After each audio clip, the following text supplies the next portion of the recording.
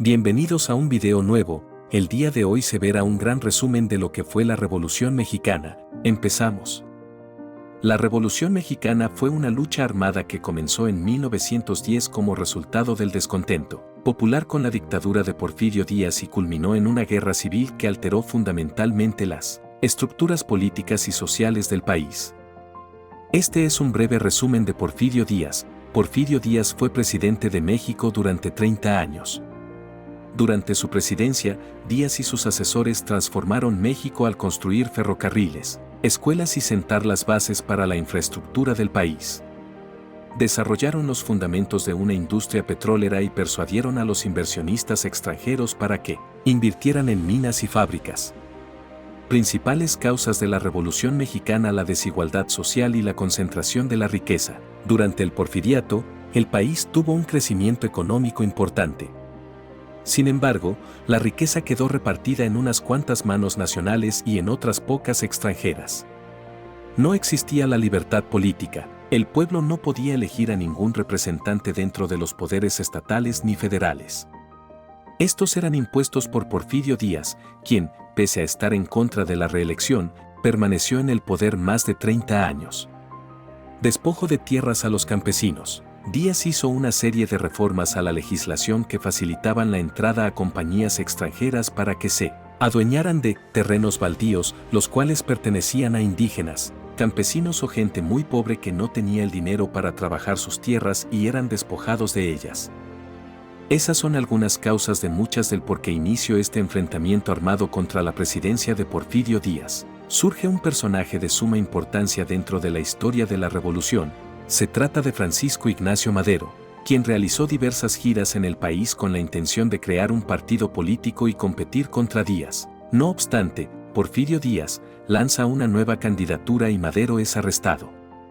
Durante la estancia de Madero en la cárcel se llevaron a cabo las elecciones y así es como Díaz ganó nuevamente. Posteriormente, Madero logró escapar de la cárcel huyendo hacia Estados Unidos y desde San Antonio, Texas creó el Plan de San Luis, el cual tiene como fecha el 5 de octubre de 1910, para evitar problemas con Estados Unidos, bajo el famoso lema de sufragio efectivo, no reelección.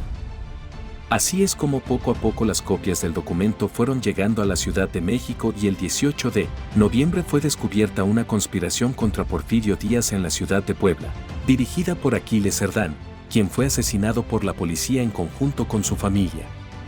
Este plan hacía un llamado al pueblo mexicano para levantarse en armas el 20 de noviembre de 1910 y con ello terminar con la dictadura de Porfirio Díaz. El objetivo era imponer condiciones de elecciones libres y democráticas, además de regresar a los campesinos las tierras que anteriormente les habían sido arrebatadas por hacendados y latifundistas. Rápidamente el movimiento fue tomando importancia y comenzaron a surgir levantamientos en contra de Porfirio Díaz, los cuales rindieron frutos. Fue así como a las 11 de la mañana del 25 de mayo de 1911, frente a la Cámara de Diputados y en medio de una manifestación de más de 1000 personas, Porfirio Díaz, a sus 80 años de edad, renunció a la presidencia de México, sentenciando con ello el fin del porfiriato. Posterior a su renuncia, Porfirio Díaz fue exiliado del país, siendo en París, Francia, donde viviría sus últimos años, falleciendo el 2 de julio de 1915, a los 84 años. Ya sin Porfirio en el poder, en 1911 se realizaron nuevas elecciones en México, siendo Francisco I. Madero el ganador. A partir de este momento, el escenario político de México tuvo grandes altibajos, generándose varios movimientos contrarrevolucionarios y desacuerdos con diversos personajes de suma importancia. Durante el resto del movimiento, entre los que destacan Pascual Orozco, Emiliano Zapata, la aparición de Victoriano Huerta y el golpe de Estado que lleva por nombre la Decena Trágica, la cual pone fin al gobierno y vida de Francisco I. Madero, la de su hermano Gustavo y el vicepresidente Pino Suárez. Una vez que Huerta asumió el poder, personajes como Francisco Villa y Venustiano Carranza, que también eran líderes revolucionarios, mostraron su desacuerdo y tras un año de lucha, Huerta renunció a la presidencia.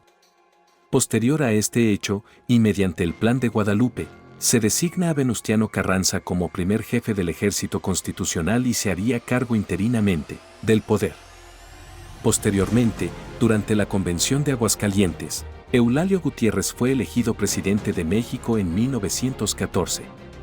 Como podemos ver, la inestabilidad política en México duró varios años más. De hecho, muchos historiadores no están de acuerdo sobre cuándo terminó la revolución. Algunos dicen que terminó en 1917, tras la proclamación de la Constitución mexicana, mientras que otros dicen que terminó en 1924, con Plutarco Elías Calles como presidente, o incluso que duró hasta 1940. De lo único que podemos estar seguros es que la conmemoración de este periodo histórico en México seguirá realizándose el 20 de noviembre, fruto del Plan de San Luis, con la invitación de Francisco I. Madero al pueblo mexicano a levantarse en armas contra la dictadura de Porfirio Díaz. Nos vemos en el siguiente video, gracias por ver.